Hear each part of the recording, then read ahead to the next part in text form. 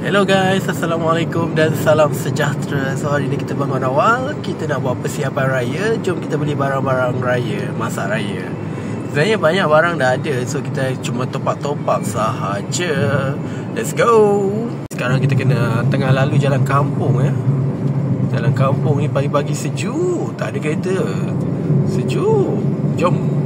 Okey, habis dah berbelanja dekat Fresh Hub. Okey, jom kita balik. Okey, penuh bonet dah. Jom kita balik. Sekarang proses memanaskan air untuk merebus ketupat. Selamat Hari Raya. Maaf zahir batin. Iman boleh raya ke? Iman puasa ke? Oh, sekarang puasa. Oh, iya. Kucing dah lari. Kenapa dia lari? Sebab dia nak minta makanan je. Oh, iya. Iya. Iman tak dapat jumpa kucing Iya. Iman sedih ke? Masuk kucing. Oh, Iman suka kucing. Kucing dia sayang. Dia garang. Ha? Nanti dia gigit. Tak, dia duduk barang-barang dia tak tu situ. Dia tak tahu situ. Oh, jauh sikit.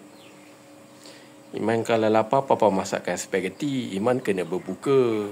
Okey. Nanti Iman pengsan. Okey. Tapi badan beg. Apa?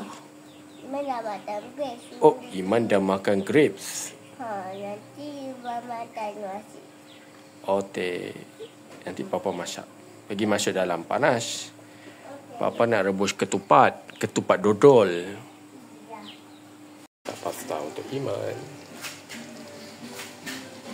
Merewang.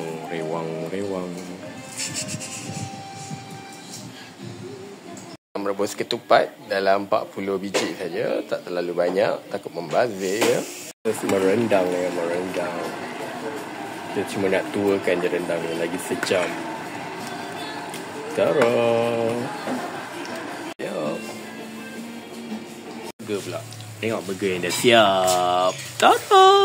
Wow. Main mercun guys. Bermain mercun.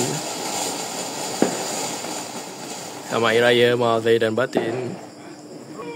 Okay, ni mercun-mercun yang kita ada. Wah, macam-macam mercun. Okay, pengumuman raya. Baju pink. Sri Paduka Baginda yang diperkuat Agung telah diperkenankan oleh duli-duli yang bermulia berada maka adalah dengan ini saya mengisytiharkan bahawa tarikh Hari Raya Disney.